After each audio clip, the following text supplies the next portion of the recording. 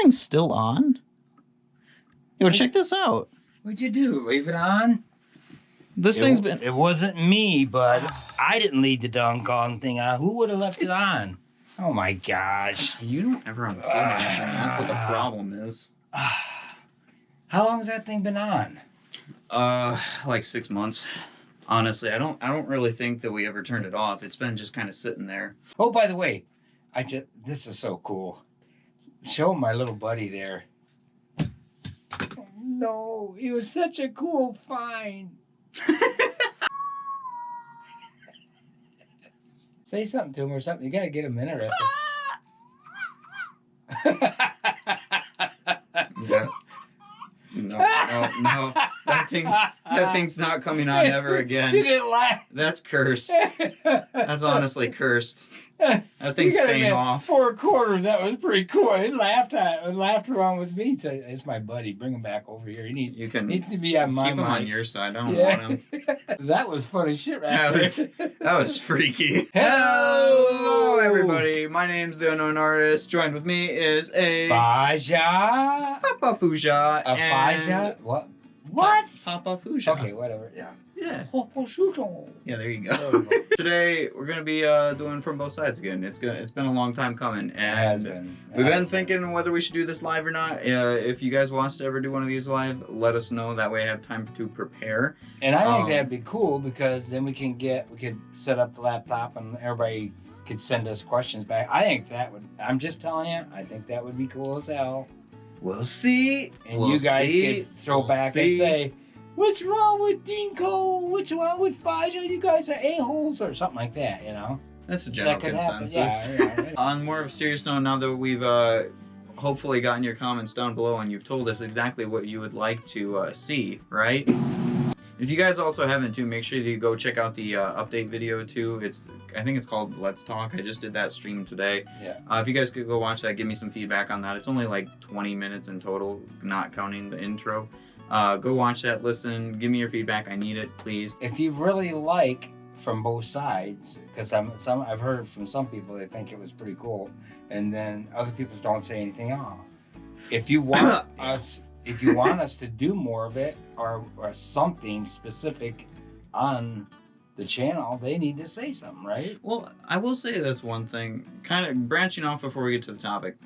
Branching off, generally I get really like multi-directional answers from everybody. Like some people will be like, "Oh, I hate vlogs," and then other people will be like, "I want to see vlogs," but then it'll be like they want to see gaming, but the other ones don't want to see gaming, and then it like switches back and forth between everything, or like the skits that we do, or the anime voice stuff, or like a specific game and only that game, and I don't know.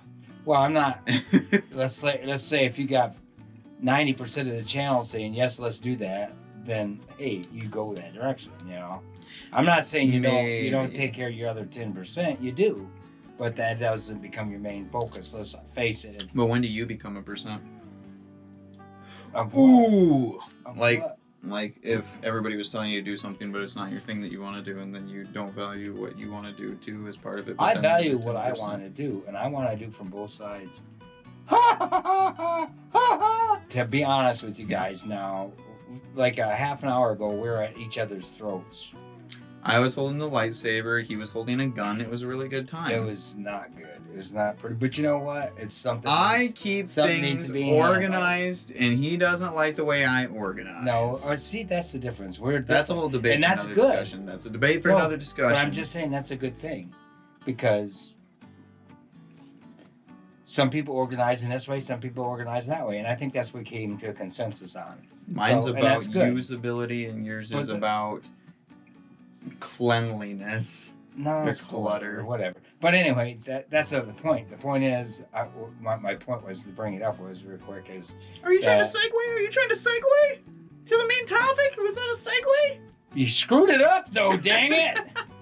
So anyway, is everybody's different. So as you grow and you get a little bit older and everything, and some people are here, some people there, like From Both Sides. I'm an old fart. He's a young punk. Anyway, so we both have different views on things. And one thing you definitely have when you're growing up and you're trying to raise a family is you deal with parenting. Is how to take care of situations or address situations that dealing with the parent. Or dealing with the parent, exactly. And things, that the cool thing is, as things change, they change a lot. And I mean, because maturity and then seeing how interactions actually function with your kid, let alone just trying to live every day in the same household. right. But so anyway, what this topic is about is Parenting. parenting. I actually demanded this topic for today because I had nothing to do with it, but I when he said it, he did the segue. It was a pretty good segue, but like, But I did think I demanded this awesome. topic for today. And I do, yes. It was cool. And the main, I think, okay, and this is why I'm so passionate about this one, is because I have a lot of friends and I have a lot of family that deal with Lots of friends. not so great situations in their households and their families right now. Whether they live with them, whether they don't live with them, it's very, compared to you and I, right? We generally talk about a lot. We generally, even when we get mad at each other, we're not actually generally mad at each other. We're just more ranting, yelling, just to get differences emotions out and feelings out. Yeah, but we still talk about it. Yes, We still get a lot out. So I think seeing how other people are, I just don't get it. And I mean, when I talk to them too, they don't understand how we function as we do compared to what they normally go through on a regular basis. And so I think, I don't know, that's why I really want to do this one. Because it's something that's interesting, and it's something that I don't want to understand how situations, for example, yours. All right, let's actually get into it now. Can I give an overview real quick? I don't want you to lose your mind, but I want to give my overview real quick. Well, going from the funny ha-has to the serious now. Right. Go ahead. Right. Okay. This, and you hear this a lot, but I still got to say it because technically I've been a parent for a couple of times around now. Because the difference between him and my daughter is 20 years. I was going to say almost, 43 years now? Yeah, well, I mean, but 20 years between the time when I started all over with you. So that's you learn a lot of things from the first time and you do the same thing as a parent. If you have 2 or 3 child, the way you acted towards your first child is nothing like what you act for the second child. And it's funny how a parent can do that too. They can switch back to being real pissy 1 second with the first child and being really nice and passionate and everything to the third or fourth child, and the first child looks at that and says, "What the hell are you doing? You never acted that way with me." Sorry, go ahead. Middle child syndrome. Yeah, and then the middle child we don't even know they're there. Anyway, here's my point. You hear this over and over and over again, and that is, parenting does not come with books. No. Or if it does, the books are full of crap because you can't parent the same way with every child. Because everybody's born different. That's not how that works. So most people, and you're going to feel the same way, you're going to have your first child and you're going to think, oh my God, am I ready for this? I guarantee you may got a little while to go there, boys. But I'm saying everybody, when they have their first kid, either want to abort it or they're like so into it. Oh, I'm going to teach him this or teach him that. Baby fever. But most people go, what the hell am I going to do? Yeah. How am I going to react? How am I going to train him? Where's the money coming from? Where's the money coming from? We got to be able to make it as a family and everything. And it just all happens. But anyway, that was why I just wanted to get that out. There's no real, and you could buy all the parenting books you want, but it's always done by these psychologists that freaking probably didn't even have a family. To be honest with you, that's what I see. But or they were so new or so far out of it that you read it and you go, "You got to be kidding!" No, because times change. That's definitely a thing, and there's different societal standards during those time periods. I mean, heck, we watch Umbrella Academy. Shout out to our watch along. But we watched Umbrella Academy, which we're doing tomorrow night. But during oh, sorry. Well, I mean, it'll be past tense during if this they're watching this, yeah, really. Yeah. But it depends how fast I. No, just like the societal standards during that time, like even like during that time era, like they really emphasized during that bit. Oh, you mean the 60s? And how crazy like sci-fi was, and how much racism was a thing, or even just like the way parenting was. Yeah. I mean, they showed it just with the kid that can't really talk. on like how demanding they are and how much the guy has to lead and all that stuff, and that's very different now too. So a lot of books are kind of irrelevant when it comes to stuff like that.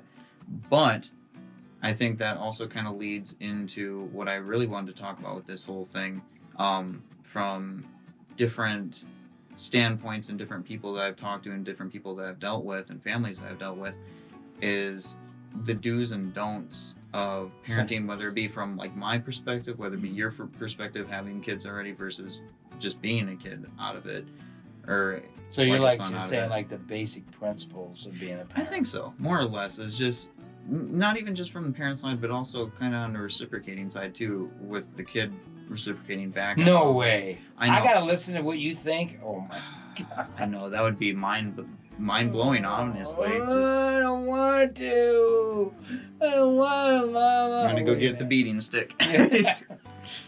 But I don't know. I think that would be a really good point to make out of this, and because maybe it'll give you guys some introspect, whether you guys are a parent right now, depending on whoever's watching. Because I know some people watch this are a bit older, some people watch it they're like more towards like my younger audiences or like my age. So are we gonna do like we said? Are we gonna make this like a 2-part?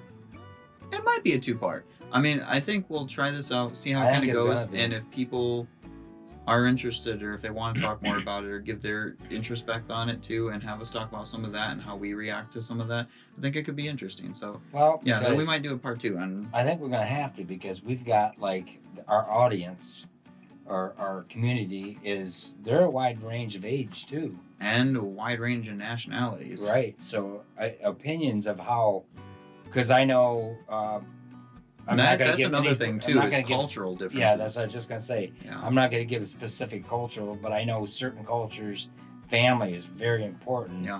And I just was talking to somebody last night about this, just to hit it real quick, and I'll let you get back in.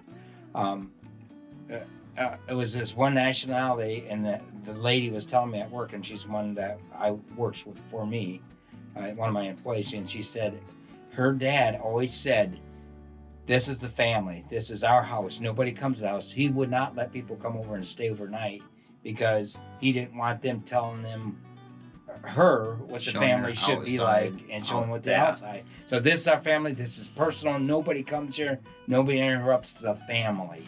That goes into point 1 of what I wanted to talk about. Remember? Ooh, we went into it. Da-da-da. Anyway, so one of the points definitely. So out of this whole episode, I kind of want to do some do's and don'ts, like I said earlier. So I'll give kind of some perspectives. You guys can give us perspectives, and you give me some perspective out of it. We'll see how it goes. But out of that point you just made, one of the ones that I've noticed out of a lot of the families of my friends and everything is control.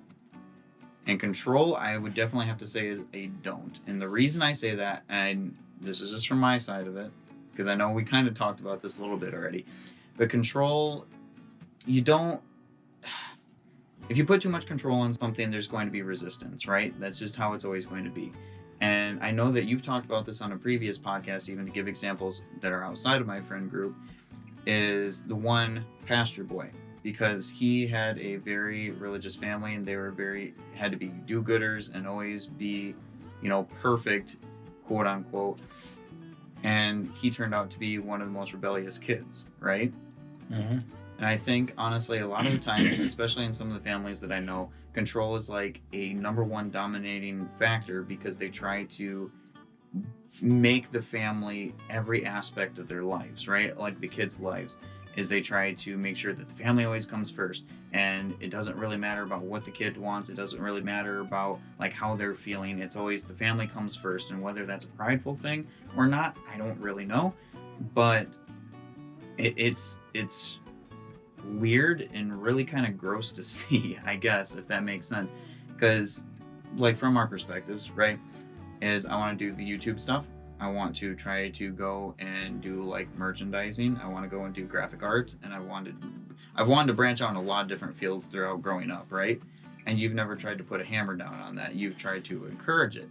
Now, if I start hitting areas that you didn't think I could go into, which that's another topic for a little bit later, you kind of steered me in the right direction or tried to orient towards that, right? And I don't think controlling somebody's goals or how they're growing up or what's important to them and things like that nature, is a good idea unless you want rebellion or if you want them to dislike you or not want to be around you. I think it's about. Ooh, that's a good. That's that a was good segue right there. And you wrote everything in cursive, so I can't read it from this distance. Pull it off. Compromise. I had to think about it. It's about compromise, though, being able to work together. It's about being able to communicate together and conversate and develop together, because just because you're a parent doesn't mean that you know everything that's right or that you can demand something out of your child that you can't even demand out of yourself, you know? So I think, those are all do's and don'ts out of that right there. I made a lot of points earlier that I want to talk about, but that kind of segued into a lot of them, actually. So I don't know. What's your theory on control? Because I know that you wanted to fight me a little bit on that earlier. Oh. See, okay, I'm gonna take the parent side of this. Plus of my age too. So that's why we do both sides. All right. Here's the thing. You ever heard if without having rules and regulations, you have anarchy? That's the whole point of what Guarantee you. I've seen, for example, where I used to live when I was younger, and we didn't live in the state of Ohio because Dustin just despises farmland stuff, even though he. I like nature. I hate that it's all stereotypes. That's another podcast. I guess. Anyway, so we lived up in Michigan and lived. I don't know. Everybody's got, you guys, where you live, your houses could be close or they could be far away. Some people live in the country and they're literally like miles away from each other. Being surrounded by farmland, but yes. This house was, the cars was right next to each other, almost probably less than 6 foot between them, and the houses were just on the other side of the cars. So our houses, if I wanted to look over there and see my neighbor, I could probably see him arguing and fighting with their kid. Oh, wait a minute, that's what I did see. So this kid was 12 years old. Now, I don't know if he was that old, actually. When we first moved in there, he wasn't. He was young. He was like 9 or 10. But him and his mom would scream and yell at each other. And like 10 minutes later, after everything would be quiet, she'd be taking him over to Kmart or Walmart or wherever, buying him things. And I'd scratch my head and go, oh my gosh. Now that's a wrong form of encouragement.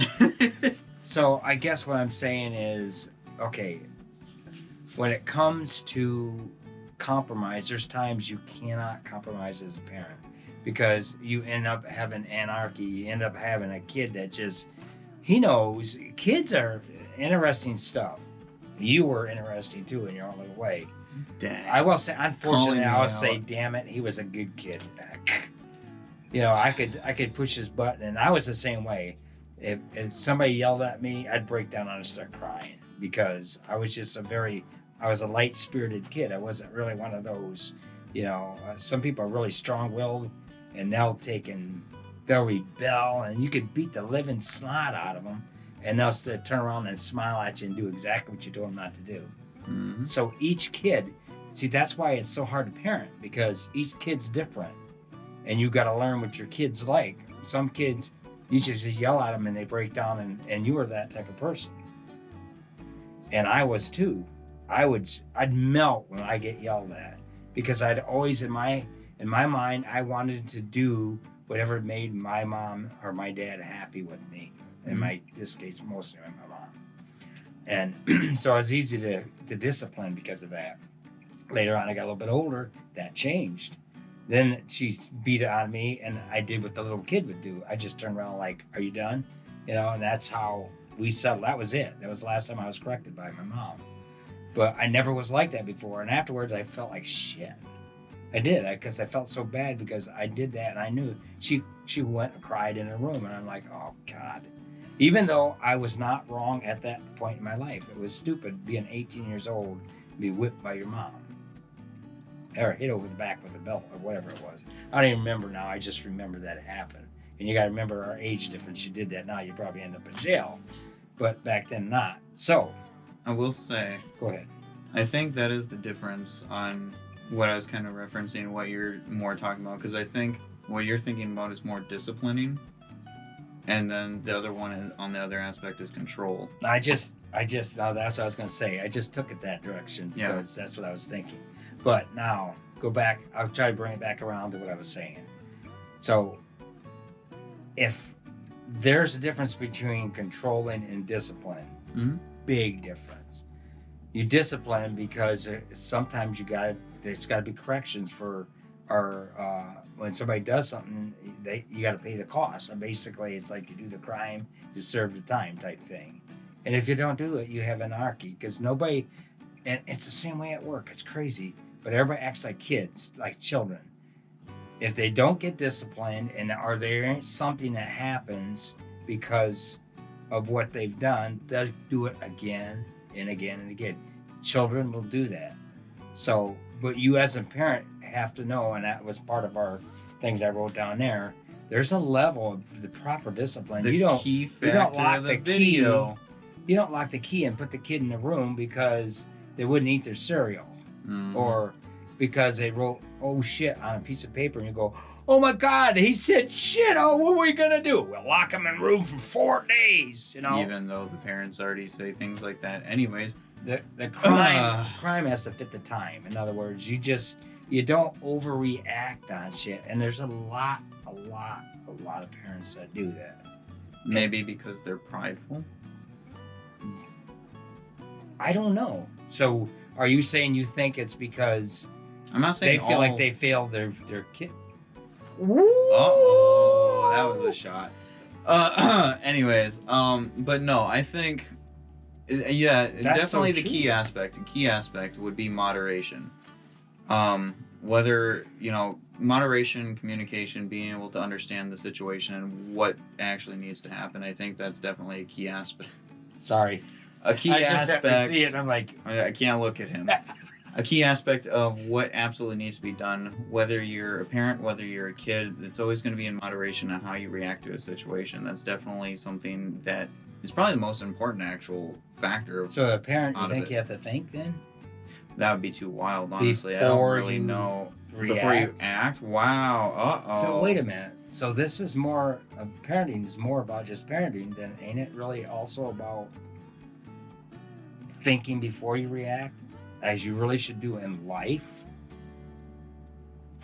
No, I got too much pride for that, honestly. I have to just act on it. I got to be number one. I got to be the strong role model that's always right and never is bad and will always be the best, question mark. So the pride actually comes from, you think that you think as a parent, you're saying that you think a bad thing for a parent to think is that I can't let my kid know that I ever did drugs or that I ever drank alcohol. I think there's a time, actually talking about that, I think there's a time to do that. And the reason being because if you're going to be prideful about stuff, there's a difference between prideful and showing or revealing yourself through time as they mature.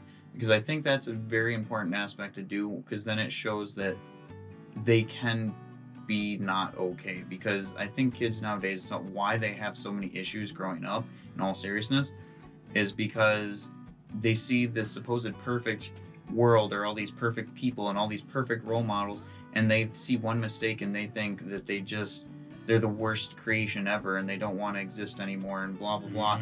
And then they don't even know, because their parents won't talk to them, they don't even know that it's okay to do something bad. It's okay to, heck, people or parents don't even most of the times nowadays even talk about like maturing and going through puberty and talking about sex or talking about anything anymore. It's like, why do we need to? You got the internet. Well, right. But see, that's the thing though, because then we don't have the experience of the parent. We don't have the experience of somebody that's close to us. We see all these perfect role models going through everything and experiencing everything for us or having to face things. And then we think we're doing worse because our skin isn't flawless, because our hair isn't perfect, because we can't do this thing exactly like they can, or what, so on and so forth. So, or maybe we accidentally drank, or maybe we went and tried something once at a party, but our parents are so perfect, so that we're failures now or something like that, even though most of the times parents have done much worse or still do much worse, but under the radar. So, for example, like swearing when I was growing up, and you guys making such a big deal about that, even though I never did. I remember that. That was a long time. That was fun. But I think the pride, because you guys didn't really have that thing a lot, but I know there are parents out there that are very prideful about having to be perfect or having to be like prideful about their family, almost like a football team in a sense. Like if you betray the team, you're or skeleton in the closet type thing. Yeah, like they're trying to hide it. Like they're so against what they used to be that they're so prideful now because they're better, that they're so perfect and they have to be the best and they're the only guidance that they need in life because they're so good now. And that I think there's a sense of needing to be a grounded stone, like a foundation for your kid, but not going out and trying to force them to believe that you're something you're not, or that you didn't go through all these things. And like we said earlier with maturing, I think as kids grow up, showing more of yourself slowly to them, revealing parts of yourself, is a good thing, so they can have understanding that they went through shit too, you know? It's something that they can relate to and feel like they're okay, you know? Yeah, I kind of go along with that, and this is a little bit of that. As you got older, I started giving you more responsibilities, and you probably got more responsibilities. And then we've talked about this before, but you got more responsibilities than most kids did your age, because I seen that you could accept it, and you could do really good and would make some good judgments and stuff. So he got his own cell phone pretty young. Flip phone, boys. And I can tell you right now, most kids his age their parent wouldn't even give it a second thought. Now kids, but I didn't evaluate. I didn't evaluate. Oh, he's not getting his own phone until he's 16 years old. Bullshit. But anyway, it's by circumstance. But a lot of kids don't, and that's because it's a prideful thing with the parent too. They don't know how to give them a chance. You know? A lot of time nowadays, kids get them way too early. Well, now, yeah. There's a flip side of that. Flip phone, flip side. So we were talking about time and societal standards, how those alter. That changes. Mm-hmm. So when I was younger, this goes along with what you're saying. My family was so screwed up growing up, and I could tell you some really horror stories. But it was terrible. And I thought everybody else's family was gorgeous. I mean, wonderful. So my first wife, she, her family, even in the church we were at and everything, they were like they were like the pillars of the church type thing. The Puritans, pillars of the church. And every Christmas we'd go to their house, when I was first dating her. I just thought, oh my God, she's got such a perfect family and everything. There's skeletons in the closet. Oh, and I did not know. So anyway, and after the family, I got to know the family and everything. From an outside, I felt crazy, like Dustin said. I felt terrible. I looked at myself and I thought, man, I cannot live up to this. I can't be that person that these guys are. Their lives are perfect. Everything's perfect. I probably would have went back and just wanted to, knife myself or something. I mean, that sounds terrible, but a lot of people feel that way and stuff. Yeah. And I think because I went through that and realizing that made me realize I didn't want that to happen with my kids. Mm-hmm. I wanted to show them, okay, I can screw up. I can. And I probably didn't do it when you're really young, because you can't do that when you're really young. You really got to when a kid, and that's all. A lot of it's about that is age. What age bracket you are before you can actually give them the responsibility of knowing that you did certain things, or because there's a lot of times kids can use that against you, to where they say, well, mom and dad drunk when they were this age, or this, or they drunk. It doesn't even matter at the age. The kid just sees that mom and dad drunk, so it's okay for me to drink.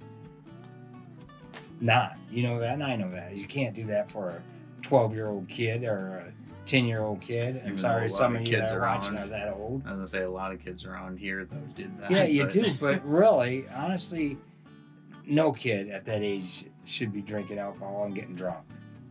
And if you are, then you need to talk to somebody because you've got some issues. Because you're doing it for a reason. I mean, obviously, it's just to escape. to escape, right? Yeah. So anyhow, so what I'm saying is, I totally understand what you're saying. There's a prideful fact in that family.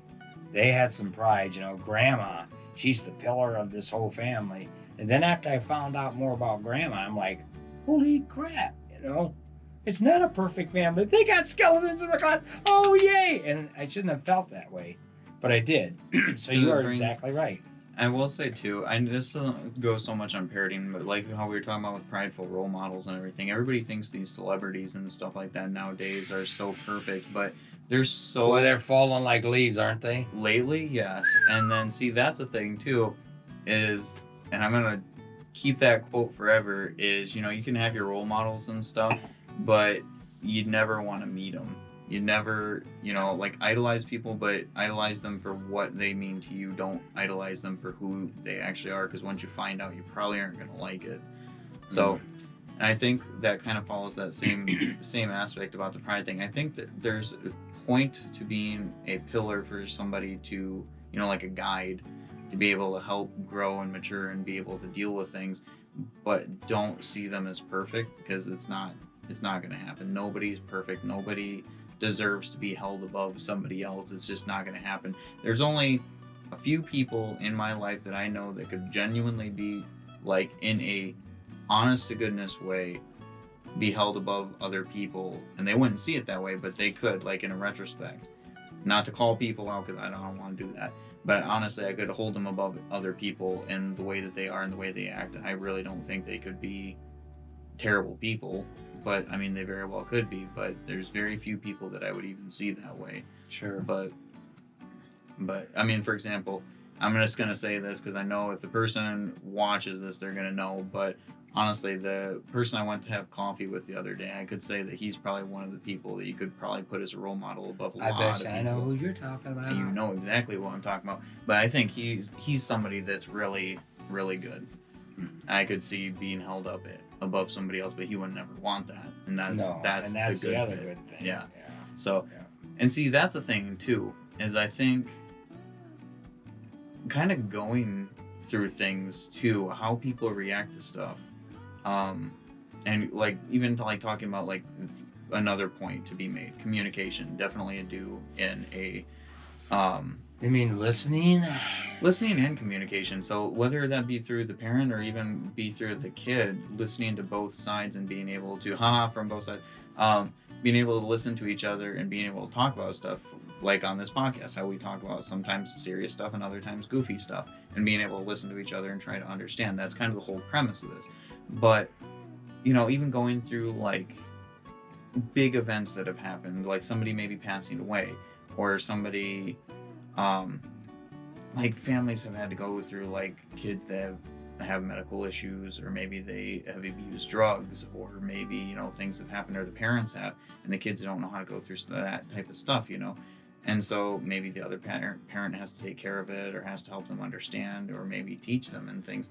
There's a lot of aspects of communication and being able to help your kid grow and understand on what's going on, and not treating them like they are a kid at all times, or like they are an adult at all times, like they have to fit a certain role.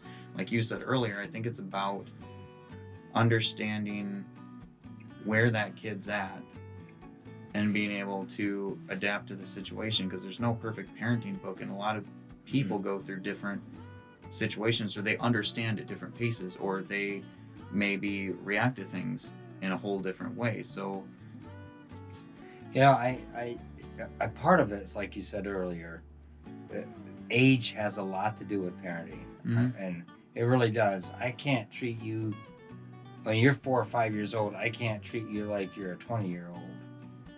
And so, but some parents will do that. But, well, and that might be part of the problem why that fails, because there is certain things you could do that with.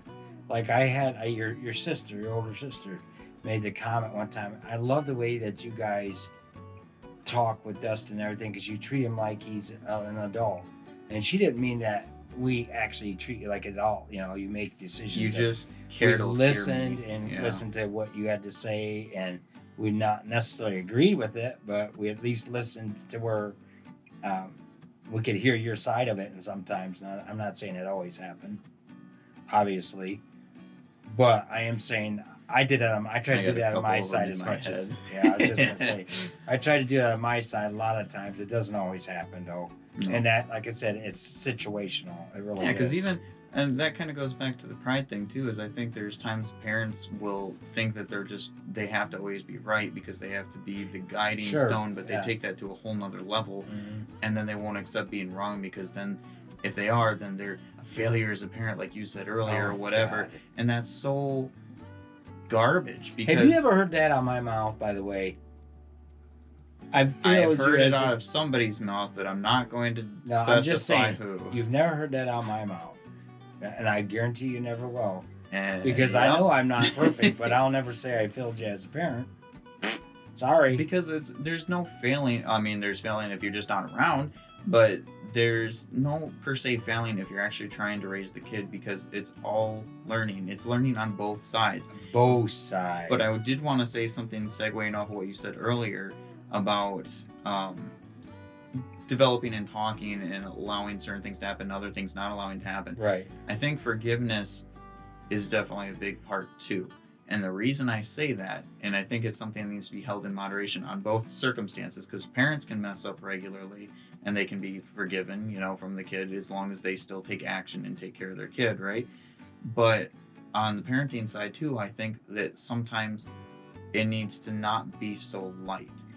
And that kind of goes on what you said earlier with the control aspect, is because if you're always forgiving your kid, or if you're always not forgiving your kid and not letting them get away with anything, they're going to generally end up the other extreme, right?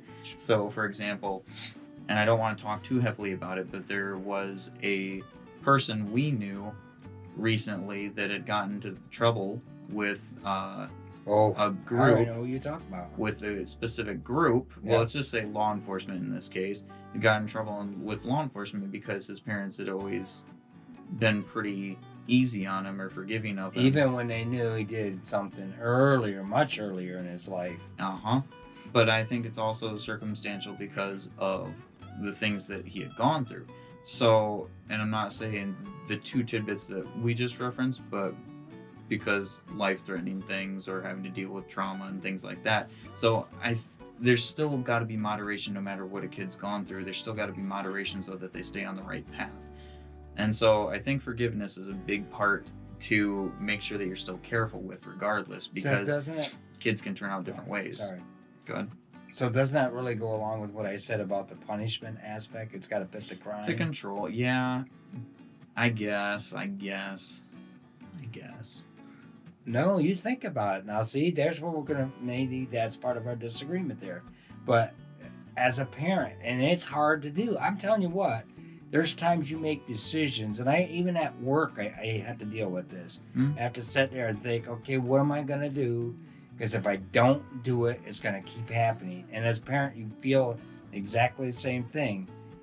And it literally, as a parent, probably hurts a lot more as it does as a manager. You just got to do it. Just another day at work. Just another day at work. Yeah. But they feel like they're your children because you have to do that. But yeah. To be honest with you, you do it for that reason. And sometimes it seems at that time in a kid's life, I hate you, I love you. You know, they go through that. And there's kids that do that, and it hurts you inside to hear them say that to you. But you know you have to do it. You have to lock it down, and you have to do that situation that... Because overall, it will still help. Yeah, overall, I remember one of the guys that stole... We have a discussion about this in a couple past podcasts where we talked about how one of your friends got corrected because he stole from you. Yeah. Yeah, and I felt terrible because we were part of that correction by letting them know what happened and they stole from you. But it was one of those things, you don't think it's nothing on the other side of that, you know, I think the family overreacted on that one. I really do, because that's when I started seeing a different in that guy's life about how he was, because he was a very strong-willed person, and that just broke his will. But I think that changes a person how you react. He still needed to be corrected, and it needed to be strong, but the way it happened, I think, was way overboard. Oh yeah, I do, because I think you need to take care of the situation, but it's got to be for the situation. Like I said, the time's got to pay the crime. and circumstances. You still got to do it, but it can't be so extreme. You don't kill a kid or cut his hands off for stealing. Yeah.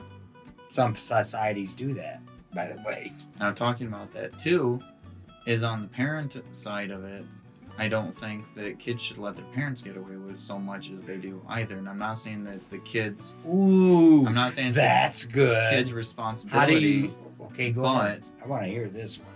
Okay, so for example, we know a couple family friends where the parents will take advantage of their kids, whether it be using them for whatever purpose, whether it be like, for example, the money situations and stuff like that, using their kids for money, but they don't expect to pay it back or whatever because it's family and it's about the parents being the higher roles or whatever. You live in my house, you can give to the house.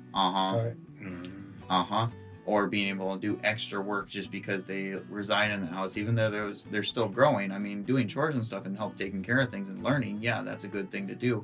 But doing extra work just because the parent demands it and they don't want to do it themselves and not be the role model to show that, for example, like you said earlier with being a manager, I think this is a better way to explain it. A manager, a leader, anything should be able to do the exact same work as the person they're expecting to do said work. And I think that is a very important part when it comes to parenting too, to be able to teamwork, do work together. For example, you and I will both wash clothes, we'll both clean up cat litter, we'll both vacuum, we'll both do whatever. Sometimes you'll do it more because you're more frequent and worried about it than I am, so I don't think about it as much. But we still do it together. Mm-hmm. That's the bit. Yeah. And sometimes parents just expect that to be only the kid's job because they've been through life already, so they don't have to do that anymore type of deal. But that doesn't help the kid learn. I think there is bits about it where the kid still should do it, right? And take care of things so that they learn and it becomes a regular habit. But you can't just sit on your ass as your kid just goes and does everything for you. They're not a butler. They're not going to go and do that. That's not how that works. Especially if, and this is a whole nother point to jump on, especially if you're not encouraging them and you're not treating them the right way or helping them see past what they're dealing with right now is a brighter future. If you're just letting them wither away and feel like they're nothing, then why are you a parent in the first place? The whole goal of being a parent is to be able to have a kid to be able to continue on with humanity to be able to see a brighter future, to be able to keep improving and be able to like there's more to life than just you. Yeah, it's about being happy. It's about being able to make others happy. It's about being able to be sustainable. It's about being able to progress. It's not about community, as a world. It's not about you and just sitting on your ass as your kid suffers and does absolutely everything that you're supposed to be doing, even raising a kid or being accepting or being or listening or everything that we've talked about so far. Expecting your kids to do that in your place.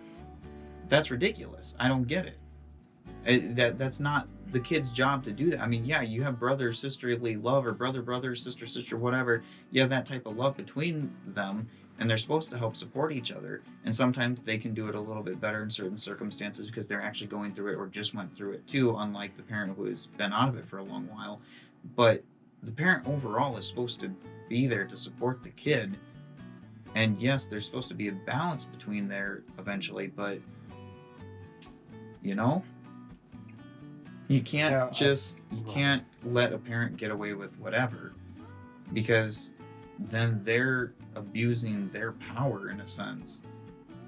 Because I mean, heck, we have people that come over and stuff, and I've had friends over the years, right, that their family circumstance is very different than you and I's connection together. And Yep. when they see the way that our connection is, they're mind blown by the way that we interact versus the way that they interact with their family, because their family is very different and the way that their mindset is. And I think that honestly, if you want to progress, this is the type of relationship you got to have, right? If you want to be able to feel like you're able to do things, if you want to be able to feel like you can talk and be able to grow as a person and be able to have a good connection with your family or your parents or whatever, it's the way you got to do it. You got to just be considerate of one another and not just abuse whatever that you have there, you know? I think as a parent, and I see this on a lot of parents, probably a lot of religious parents, to be honest with you. And I'm not putting down religion parents because because you are religious. I am religious to Yeah. a point. But getting to a point where you've accepted, okay, he's an adult, she's an adult now, and they've got to make decisions for yourself. Instead of looking at, say, I'm not going to accept that. I'm not going to accept him being that way. So you totally locked him out, and no longer, that's not my child. You know, it's not the child I raised or whatever. Or that is my child and you'll always be my child type of thing. Like where you're always under me. Yeah. Well, but that's what I'm saying. That could be that, or there's that I'm above you and I'm holding you back and holding you down. And then there's the other one where, well, if you're going to be that way, I want nothing to do with it. So it's an extreme the other way too. Yeah. You know, because just get out of my life and move away, go someplace else. That is a hard thing to you got to get to a point where, and it's like we said before, each step as you grow, you say, okay, they're old enough to where they're going to have to start making some decisions. In other words, you got to let a kid start to grow up. You gotta let go. And as they grow up, you let go of certain things, or you were really holding them back in that point, and that way they develop to the person they're going to be. And you've already laid down. I heard this a long time ago, and it's true. When you train a kid, and that's what you're really doing when they're first really young, most of the discipline and everything a kid gets is during the first 3 to 5 years of their life. Mm-hmm. Because after that, if you weren't doing it before, you're gonna have it's a heck of a time doing that. It's learned traits when they first start growing. I mean, in the first year, heck, we've had family newborns within the first year already start talking and stuff and actually speaking pretty decent. Now some of them can have full conversations and everything at like 2 or 3, and it's like, well, you were climbing up on a freaking computer, putting CDs in, and once I showed you how to play the mouse, 2 years old. I got videos of it, folks, where he climbed up on a computer, put the CD in, and start touching the mouse and going into the game and actually playing the game. I got pictures of it. Minesweeper, Worms 2, whatever it was, and 2 years old. So what I'm saying is, though, as everything you do in life, you have to base it on where you're at, the kid's at in his life, and then where you're at with the kid. And you've got to let it go, as hard as it is to do that. And one side of our parenting wasn't doing that, so the hand over the top of you holding you down felt that way, and I can't apologize for that part of it. I can't, but that's hard to do as a parent. Very hard to do. I'm saying on my side of it now. It's hard to let and say, oh my gosh, they're growing up, they're not a kid anymore. And even from year to year, you got to do that. Mm-hmm. So some parents don't know how to adjust to that, and they never do. So when the kid gets so old, he's got so much of that domineering parenting over him, he just finally rebels and he's gone out the door. That or always stays pushed down because you're scared of everything. Then yeah, too. Exactly. And then you go out and you can't live in a world because you're so fucked up because you can't deal with the stresses of what happens out there on your own. And I think that's another thing too, is being able to finally just fight back, because I know there's some people that we know that haven't fought back against the whole situations that they've been put in too. And some have, and they've taken care of things, and now they have a decent relationship, or they don't have a relationship with that family because they didn't want to give up their title or persona or whatever, but being able to finally stand your ground and be able to say what you think and know that you're going to be able to be on your own. And I know some parents, they need that, right? Some of them demand that, and they're just going to keep being dickheads, not to be rude, but they're going to keep being dickheads about situations and keep trying to push their child down and keep demanding things out of them until the child fights back, and that's what they see as like a turning point. Then they're totally fine. And then there's other ones, that's it. And then there's other ones that just tell them like, this is what you've got to do. If you want us to let go, then you just got to do the thing. And it's like, okay, then fine. And then there's other ones that just don't do anything. So I don't know. It's like you said, I think it's very situational to every kid, every culture, every circumstance.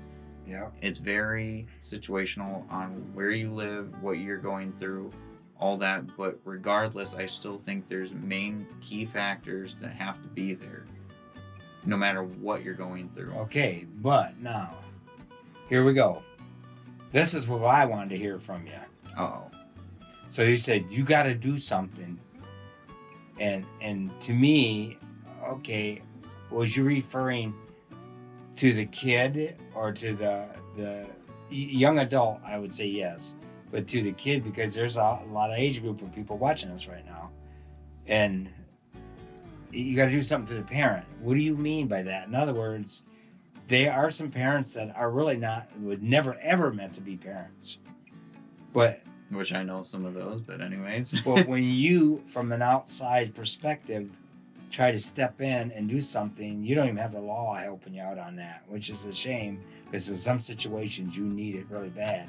It would be nice to know that the law would back you up, but then again, now you're going on the other side of it. You're taking your freedoms kind of for granted, because the freedom says that you can't go into somebody's life and screw with their life just because you feel that way. Mm-hmm. So everybody has the right to pursuit of happiness and everything. So if you do that and you're interfering with that guy's family, then you're going to get really turned down anyway. So how do you, to me, I'm asking you that question, how do you deal with that then? Because you got a situation. Are you saying from an outside now. perspective, or are you saying from the kid or parent's view? I'm saying that. Well, which one of the three? You see something in somebody's family, you think, oh, that parent is way overboard. Oh my gosh, I wish they would lay off or whatever, and I want to say something. Yep. But then you don't. So at what point do you think that's okay to say something or interfere within that? Because that's what you got. It's got to be an interference. I mean, anybody that knows me on this channel, I'm always going to have an opinion. I'm very opinionated, and I always generally voice my opinion whether I like the person's thoughts or not, right? So generally, regardless of whatever the situation is, I'm going to voice my opinion. If they don't like it, they don't have to hear it. They don't have to listen to me. They can ignore me. I don't care. I'm still going to voice it, because if I think something's wrong, I think it's wrong, right? Do you say it to the parents? No, I say it to the kid. Now, if it's on the parent side, the time where I think that I should interfere with that said family, because I generally, the way that I look at it, and this is from my viewpoint as a friend, as a lover, as whatever situation, right? Right. I do not want to specifically interfere with that family, because I see a potential for that said kid or young adult, whatever, to be able to develop and grow and be able to hold their own and be able to stand up against said parent if something is wrong, or be able to hold their ground, or, you know, voice an opinion, be able to show that they are someone, right? So I don't try to interfere with the family, but I'll try to encourage the person. Now, the time when I think that something should be done about the parent is if something like violence or something like drugs or alcohol use is being inferred upon said kid or something like that. I think that something definitely should be done then, because that's crossing a line that you don't deal with. And I know we've had to deal with that type of situation before with a couple of those with people. Okay, that's going to the extreme. So now let's bring it back down a little bit to where emotionally, and I'll say it this way because that's the best way to explain it. Like you were saying, some people, they're so prideful they don't want you to think their family has any imperfections. So they live this personification that they're perfect and everything.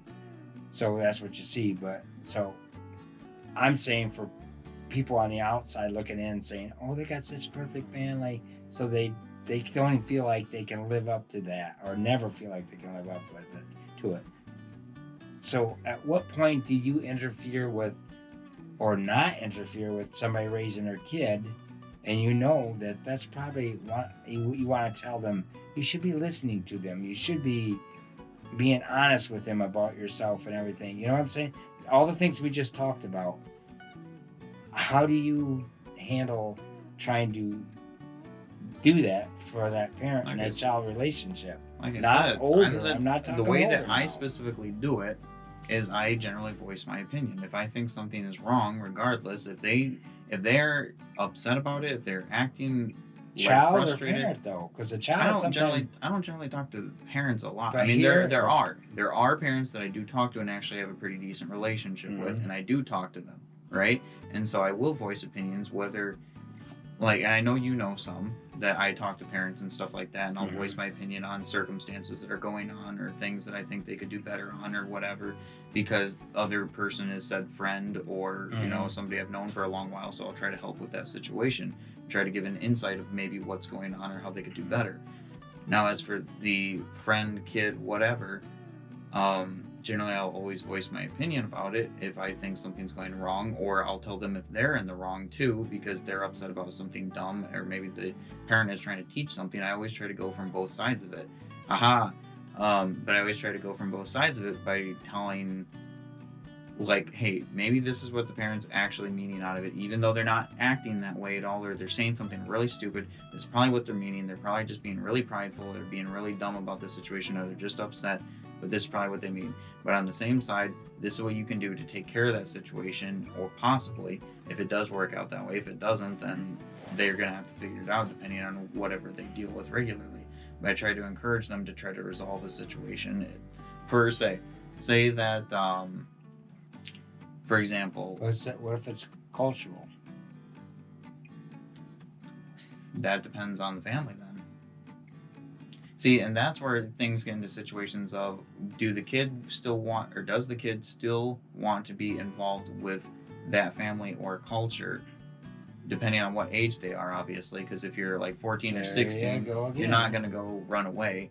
If you do, you need to talk to people first, or at least law enforcement or something. And I'm not saying to go and try to criminally charge your family, but you need to talk to somebody to be able to resolve some mental issues, some like emotional issues with whatever. I'm not saying that you have them. I'm just saying like they're going to be there. If you're stressed, not saying you're psycho. If you're Just stressed, saying if you're you freaked got out, some- if you're worried, if you're sad, whatever, there's issues there, and that's fine. Everybody goes through them. Every family is like that. There's no perfect family out there, like we said earlier. So, but if you're 18 or, young adult, whatever, and you have stuff like that going on, you can resolve it. You got to decide whether you want to still be around that family, if they're goodness gracious, if they're a good Thanks for sharing that. push on you, if they're a good role model for you, if they encourage you, if they try to help you out, if you do the same for them, if there's good vibes there and you can flow off of each other, you need to decide if that's something that matters. If they're not, then get the heck out of there. If you can't get the heck out of there, figure out how to then. Still do what you want to do. Figure out how to deal with that situation. Yeah. And that's the point. It's just like there's always, and see, that's like what we said earlier, compromise.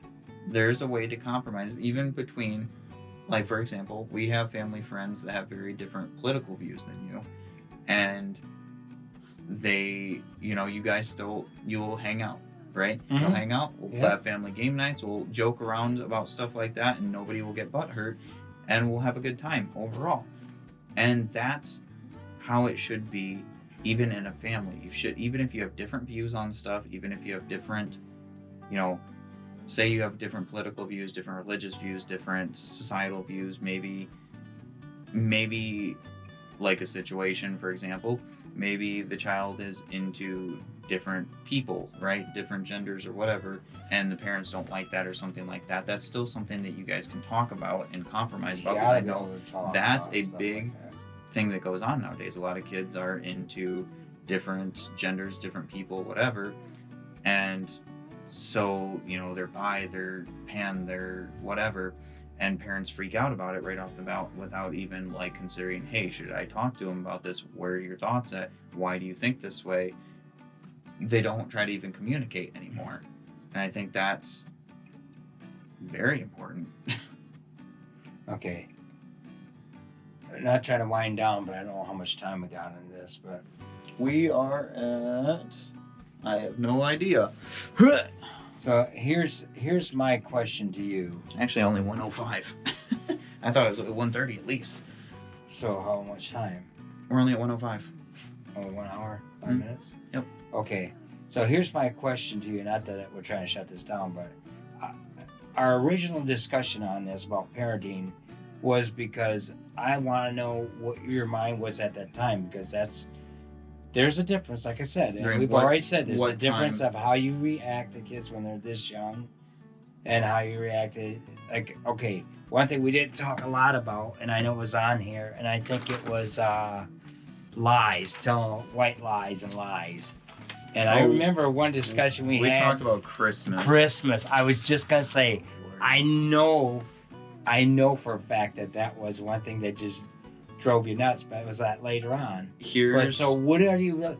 And the reason why I'm asking, because that's different from when you're young. this goes on what we said earlier. But you're not all butt bent because of that, because your mind was thinking about what's happening right now, and it's the age, not what we're talking about. That's But you threw that in. I was going to say earlier with Okay. the age thing, is when we were talking about that with line about how you are as a person or as a role model, as a parent, how you were as a kid as well, versus as being a parent, how you're lying about, you know, being this perfect person or whatever, and then becoming a hypocrite because you're actually But trying I'm to such a avoid- bad dad, and I was so bad of a dad for you.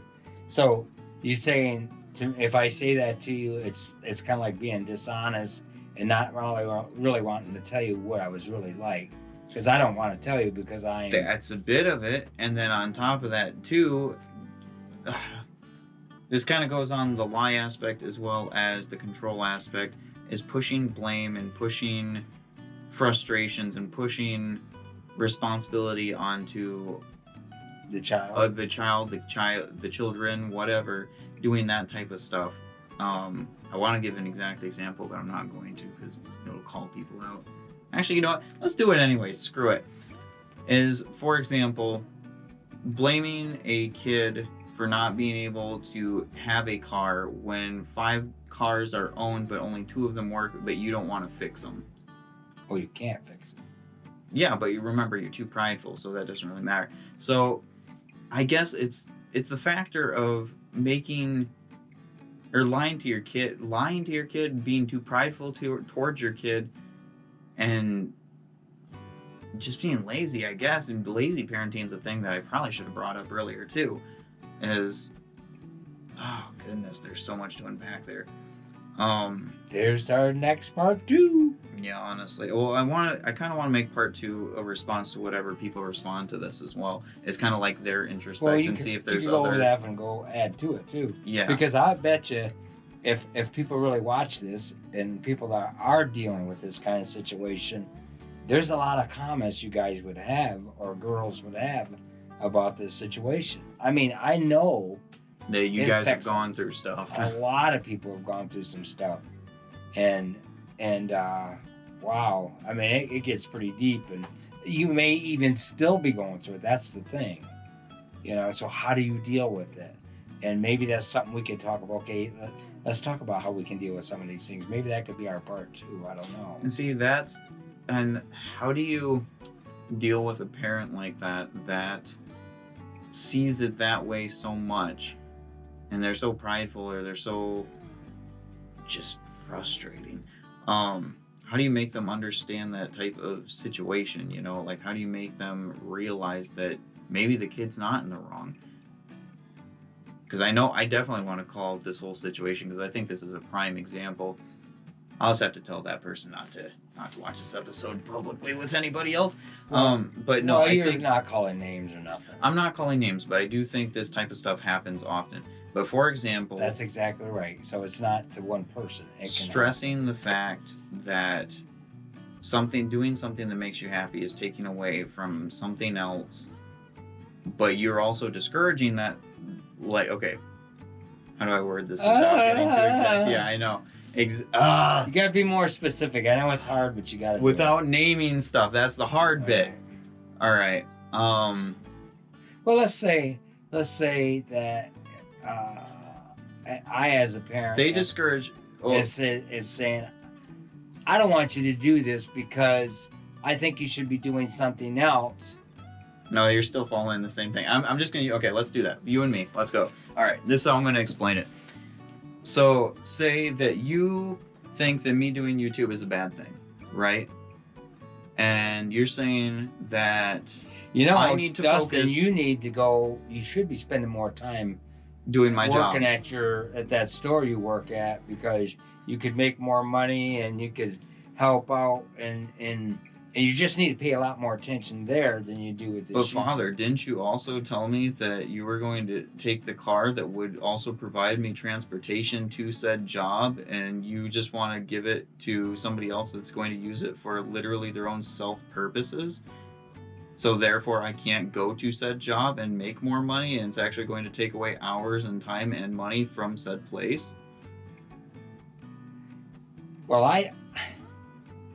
I tried to get a couple other cars, and there's things that's got to be done to them and everything. But Father, can't you learn how to do that or ask for help? I know it failed you as a dad. I don't know what to do. But you could probably help if you went to work. But Father, my YouTube made some more money. My YouTube makes me happy. I'm passionate about it. But you can't make money with that. I mean, wait a minute. Dun dun dun. Okay, so that's pretty much the bit. So that's a circumstance. That's which is one not of the many. Totally true anyway. But it's not the point. Totally true. But yeah. Gosh, Anyway, so yeah, that's one of them. That's a prime example. And my lordy, I don't get it. I don't get it how that thinking happens. I don't understand. That was one of the recent ones, but there's a lot more situations too where it just doesn't make sense. None of them make sense. I don't understand what is the thought pattern behind all that type of stuff. I don't get it. So it's not specific to this particular one we keep kind of discussing, try not to be exactly on label. I've discussed three different families. Yeah, it's actually right. It's not just one family. So I guess what I'm trying to say is that a lot of times, because of the age, that's what I was trying to say. Depending on whether the child is in the age, and child, we don't want to and the parent's age too. Wait, child like that. We're just saying parent and child. The difference between the parent and child. So you could be 21, 22. It doesn't matter. You're still the child. That's what I'm trying to say. So it's age appropriate. You've got to step in and say something as a child. Eventually, you got to have that conversation with your parent too. Do you have to stand up against them? Because, like you said, and it's so true. I know some parents. To them, you are correct. That is. When they know, okay, they're finally mature enough to do it, to start doing the things on their own, because they stood up to me, and you don't have to be a jackass about it. You can sit there and you just have that firm, tactful conversation with your parent that says, I am my own individual person, and I can make these decisions for myself, and just because I do it this way don't mean I'm going to crash the car, or I'm going to destroy the business, or I'm going to make a wreck of my own life because I've decided that this is something I need to do. And I don't need you telling me how to do every aspect of my life. Now, to go off that too, is what if the person did stand up to them though and they didn't like it still? they'll never like it. A parent doesn't like that, but a parent does realize, usually after it happens, either they're so multiple times now. either that they're so peed off that they finally, well, who do they think they are? They stood up. I'm the parent. You know, that's the prideful thing. Yeah. That's why I wrote that down, because I think that was a big bit.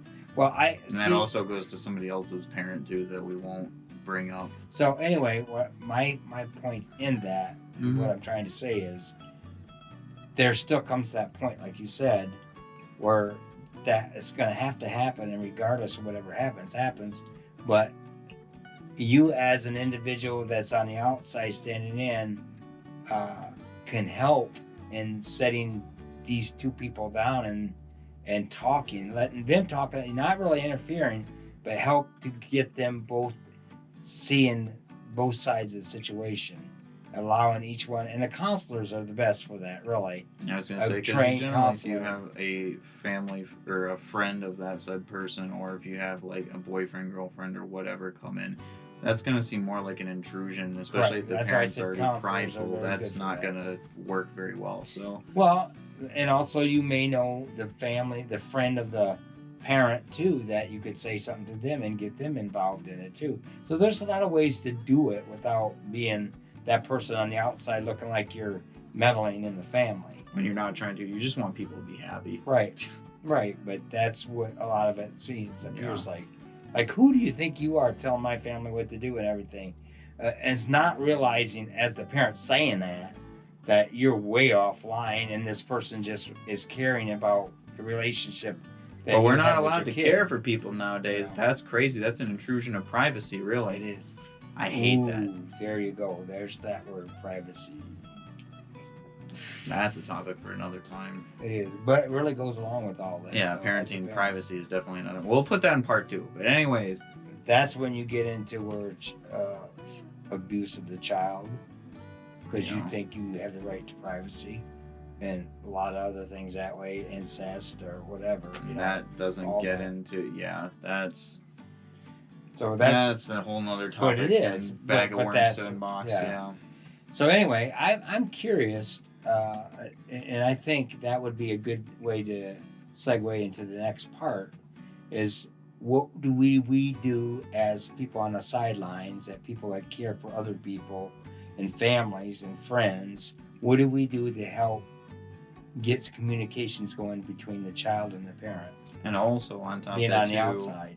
What are some of your guys' topics or key points that you think are very important in parenting as well that would be good to discuss, or that you guys would want to see? Or what have they done to maybe reciprocate that type of deal in their family? In their family or other people's family. What did they do? What have they done to help that situation? I'm kind of curious, if you've had friends that you've done stuff with and you've had good results. Especially cultural differences, because we got a lot of people on this channel already that are definitely not from the United States. From Russia, from Portugal. So what do you guys do? Because obviously we know the United States is not everything. It's far from it. We're a very small portion of the whole world. Yeah. So we want to know, because I know different families. My family's originally from Germany and Ireland. So, and they are a lot of those, the way they think and everything is so different than what the United States thinks when it comes to raising families and stuff. Yep. Germans are very strict. At least they used to be back from the old country when we were kids, real small. And they've changed a lot. Germany has changed a lot. They seem, at least from my opinion, they seem a lot more open-minded about things, but they're still very family-oriented. Yeah. And Mexico would be the same way. Yeah. It's just that Mexicans are very family oriented. Yes. And because of that, they have great parties. By the way, they do.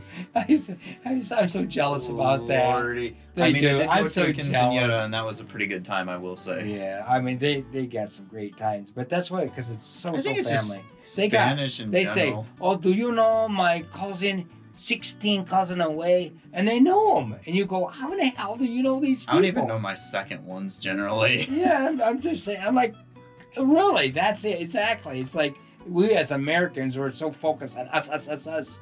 We didn't even think about the family. So that is an issue too. I mean that because a lot. that I will plays say in that whole though, part. something people outside of the U.S. don't get though is a lot of the times why our mindsets are like that is because everybody is so self-indulged. So we see it as like a protective factor because everybody is so like ready to, at least here, ready to attack each other all the time and like try to bring each other down. And then you have your small groups that are actually like lifting you up, but everybody's just so like aggressive here and wanting to fight like all the time. I mean, I know like in other countries and stuff that was like kind of a regular thing too, is you get in a fight and then you'd be best buddies, but it's like here it becomes like a gang war now.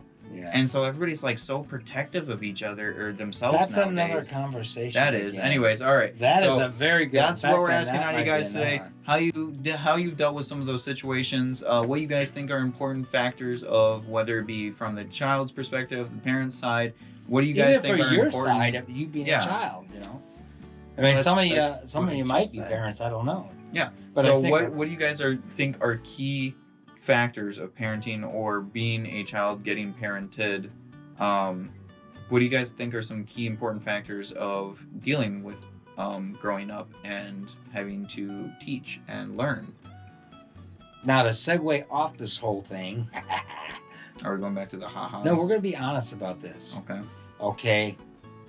How do I think that you would do as a parent? Right now? How do I think you would do as a parent right now? Right now? Right now. That's scary. And if you want me to be honest, and then I want you to be honest about how you think I've done as a parent. Oh, you don't want to say? You want me to say how I think I would do right now? and yeah, because you've been pretty much. I mean,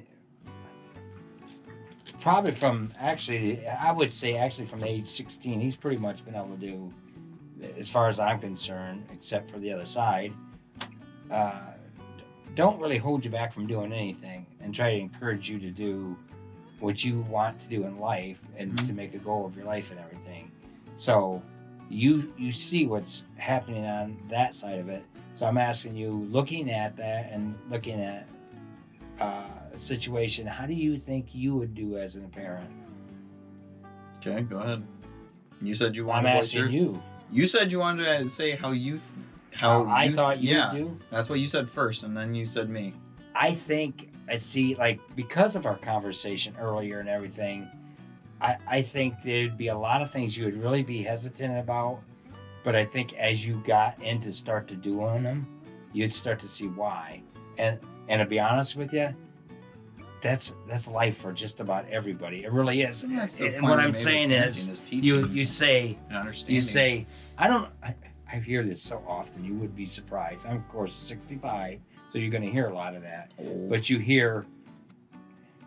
shut up, punk. Anyway, you hear people say, man, I never understood why you did that, Dad, or I never understood why you did that, Mom, but I see it now, and I understand. I'm so appreciative. Or you could have did something a little bit different or whatever. So... you understand a little bit later on, after you're out of the child part of it, why the parent does what they do. Now, that's not okay into some of the stuff we talked about, but you just have a better understanding. It was situational and age appropriate at the time. So, but you don't see that when you're a kid. When you're a teenager, you swear to God your parents are, KGB or something, That's what you think. And I don't know if I can say that. Can I say that? Yes, KGB. Well, anyway, I don't know if you can say one of the things you said earlier, but we'll roll with it anyways. Well, we can erase that. Anyway, but that's what I'm just saying. You understand why the parent acts so, disciplined and everything at that time, but you didn't at that time.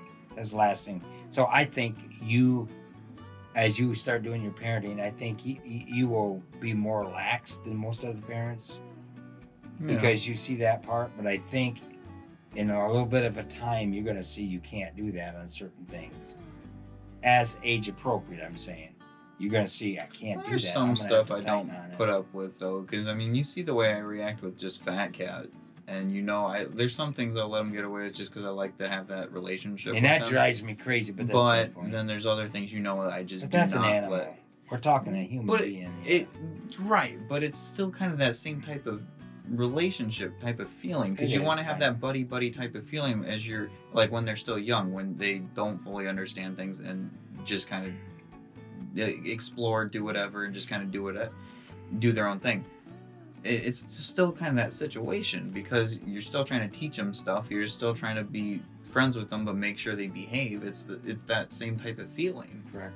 So I don't know. Overall, I think I would do all right. I'm not saying I would do great. I'm not saying I would do bad. I'm saying I would do all right, because if I were to have a kid right now, I don't know if I would fully drop YouTube, but I know that I would put them a lot more important, which is saying something, because if anybody knows me, they know that I've lost some friendships over YouTube because I value my work and what I want to accomplish. Mm-hmm. But if I were to have a kid, I know that I would drop it pretty heavily, if all of it. Why can't you make that kid part of it? And see, that's what I was thinking. If I did still do it, it would be because they would be part of it. You don't think your community here would say, "Oh my God, look at"? I know, and that's my bit. It's his kid. But that's why I said I think I would do all right. Dean Cole has a kid. Oh my God, yeah, they'd get a kick out of that. It would definitely be. It's a learning curve, yeah, which you'd have to do. So that's why I said how can everybody I bring him in without learns. making him a celebrity type bullcrap? And that's the same thing with parenting too. Is parents, like we said earlier, parents are always learning. It doesn't matter how experienced you think you are. I mean, heck, you were on your second kid and you were still learning stuff, and you found out you still had to go through a whole different experience, because that's what it is. You're never going to just know that you get rid of that pride. That pride doesn't matter anymore. You're not, just because you're young, just because you think you know what you've been through or whatever, you don't.